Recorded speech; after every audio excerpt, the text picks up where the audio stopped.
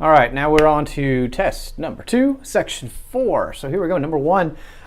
This one's asking, talking about a musician. Now this is another one of these rate questions. Rates, usually what I'm going to tell you, if you see a rate, what you're going to want to look for are words like each or per. Now on this test, they're using, or this question I should say, they're using the word each, which you'll notice. It says a musician has a new song available for downloading or streaming. Now the musician earns 9 cents for each time the song is downloaded, and not even 2 cents, 0.2 cents each time the song is streamed. Now the words that again we're looking for is the word each. Each means a rate. So again, that's the one thing you want to kind of take from this. You see the word each, I want you to think rate or slope. And if you think that, then you have no problem answering this, because if you look at this, we have D is going to represent your downloads. S is going to represent the how many times it's streamed. So we have 0.09D. Because again, when you have a rate, you're multiplying. And then we're going to have point, and we have 002S. And that's going to represent the number of times it's streamed, how much money you make each time. So they say which of the following represents the amount in dollars that they are going to earn. So here we're just going to add these together, and that's going to represent the amount of dollars. You can call it just money, I don't care, because you're just writing the expression. So that one's going to be C. So again, all you're doing is looking for the word each or per, and it represents a rate, which means you're multiplying, and you find your answer that does that, and you're good. So that is number 1. Moving on to number 2. We got a quality control manager at a factory selects 7 light bulbs at random for inspection out of every 400 bulbs produced. So then they say at this rate. So again, when they say at this rate, we're thinking we have 7 light bulbs out of 400. So that is like a fraction. So we have 7 out of, and that, sorry, I forgot the number already, 400. That's our rate. And again, the way they're setting this up, it's light bulbs for inspection out of total produced. So we have inspection divided by total. At this rate, how many light bulbs will be inspected if the factory produces 20,000 light bulbs? So again, where does this 20,000 go? Because again, I got another ratio, fraction, rate, and this 20,000, well, that's going to be on the bottom because it's the total number produced. Now, how many you're inspecting? So using this rate, we want to figure out, well, what if this number changed to a 20,000? What would this number be? Well, if you have, if you understand what's going on here, this is going to be a proportion. We're going to set this up as 2 equal rates because they are equal. It's just kind of expanding it, so we're going to set them equal to each other. When you set these equal, we use a method called cross product. It's also called algebra in disguise. But what we do is we multiply across here. We're going to go 400 times x. And that product equals this product when we go 7 times 20,000. So we're going to go ahead and get our calculator out now. This is the calculator section. 7 times 20,000 is going to be 140,000. So we have 400x equals 140,000. Divide both sides by 400. And we get our answer, which in this case is going to be 350. So they want to know how many would be inspected at that point. 350 is your answer, which is B. And that is going to be number 2. So we'll keep it moving. Let's go on to number 3. This one's giving you an equation. Again, I look at this as a slope-intercept form equation. This is my slope. This is my y-intercept. Or in other words, this is my rate, like each per, something like that. This is my initial value, which is how we typically in the SAT represent slope or y-intercepts. So anyway, one end of a spring is attached to a ceiling. When the object of mass m kilograms is attached to the other end of the spring stretches to a length of L centimeters. So I know that m is the mass, L is the length. So again, this is mass, and this is length. And again, you don't have to always write that down when you're doing the problem, but just to kind of give you an idea. Okay, So in this case, what they're just telling you to plug in. So what is M when L is 73? So they're just telling you L is 73, and you just need to solve this. So plug it in and solve.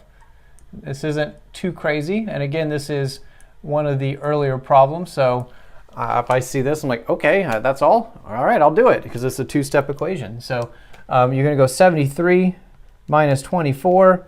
So it's going to give you 49. So this should come out to be pretty nice because if you kind of see here, this should be 14. You're going to divide by 3.5. You can use your calculator, so if you don't see the answer, that's fine. But you divide that by 3.5, and M is going to equal 14. Now we're looking for the answer choice that has 14, and that answer choice is A. So this is just a two-step equation. You just had to figure out what L and M represent, which again, we're on number 3, easier question.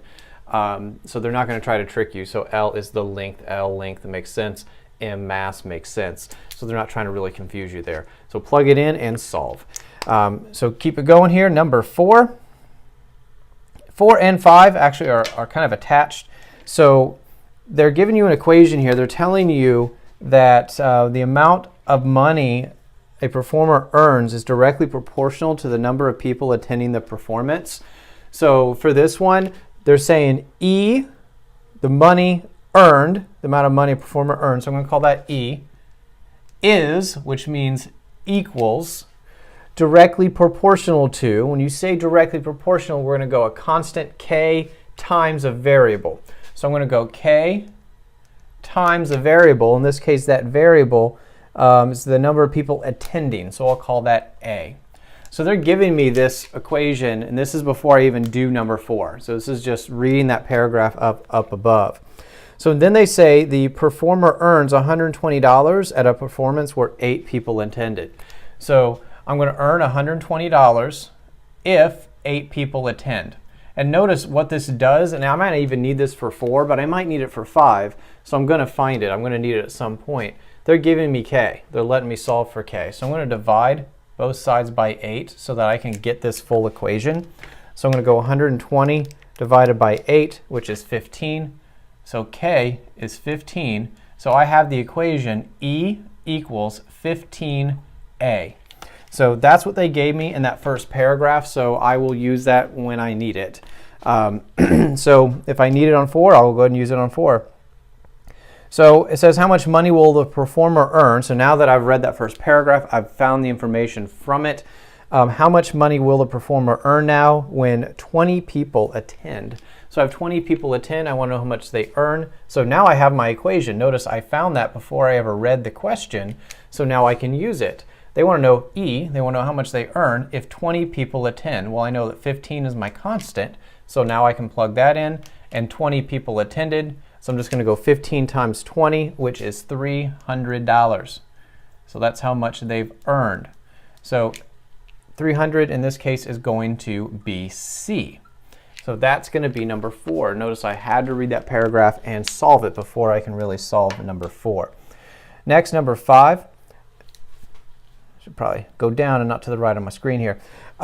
This one says the performer uses 43% of the money earned to pay the cost involved in putting on each performance. So they use 43%, and then they say the rest of the money earned is the performer's profit. So the profit, in this case, what I want to make sure I keep note of is 57%.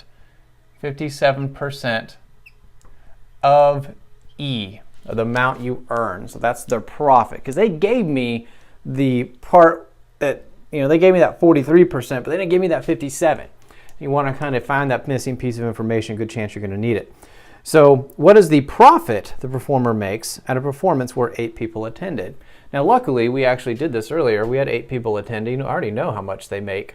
So I don't have to solve it again. They already tested that, in 4 of plugging in different numbers. So I know the E in that case, if A is equal to 8, E is equal to 120.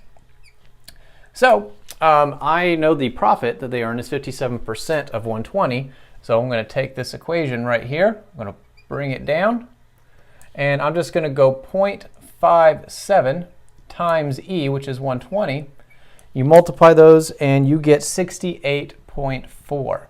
And again, this one, you're looking for the amount of profit they earn, and that's the amount of profit, which is C in this case. So your answer will be C. So that's number 5. So that's 4 and 5. They're both attached to that first piece of information. So there we go. Keep it going here. Number 6. This one is giving us another, kind of like what I did over here, converting equation problem, where they say 4 times the number of x is added to 12. So when I see that, I got to write that equation. So 4 times the number x, so that's 4x, is added to 12, so plus 12. So they just gave me that equation. The result is 8, so that equals 8. So pretty good chance I'm going to need to solve for x. So what number results when 2 times x is added to 7? So before I find that second part, let's find x. So I'm going to subtract 12 from both sides. Heck, I can do this by hand. I don't need a calculator here. So 4x is equal to negative 4. And then you divide both sides by 4. And x is equal to negative 1. So now that I know what x is, they say what number results when 2 times x. So I'm going to go right over here. I'm going to go 2 times x. Well, x is negative 1. So 2 times negative 1. Is added to 7, so plus 7. So I'm just going to do what they tell me to do. That's negative 2 plus 7, so that is equal to 5. So 6 is equal to 5, so that's going to be B. So number 6 is B. So that's it for that one. Number 7. So with number 7, we have, get to the right pace here. Okay, we got, it looks like a parabola. And I got the equation written up there, so that's good. But this one says the equation above represents a parabola. Yes. Which of the following equivalent forms of the equation displays the x-intercepts? So you got to think of what form of a function displays the x-intercepts. There's really 2 that they test: factored form and vertex form. Well, obviously vertex form, that tests or gives you the vertex. But the factored form gives you x-intercepts. So they are asking you, in essence, in their own fancy way, they're just saying factor this. That's it. This is just a factoring question. They could have said factor, but they didn't. So you have to know what that means. So if I want to find the equivalent form that gives me the x-intercepts, we're going to factor this. So I'm going to put this in factored form. So I know x times x is x squared. I know 4 times 2. That gives me a product of 8 and a sum of negative 6 if you subtract both factors. So that is my factored form. Again, get your y equals right here. So you're looking for the answer choice that has that, and it looks like D does. So your answer will be D. So that's number 7. And that's all we had to do is factor. They just try to make it seem confusing, but if you know what to do, it's not. All right, number 8. Last one for this video. So we have a video game. Each player starts the game with K points and loses 2 points each is that word, each time a task is not completed. So you start, you have an initial value of K points. I'm thinking slope-intercept form here, if you don't recognize the words I'm focusing in on.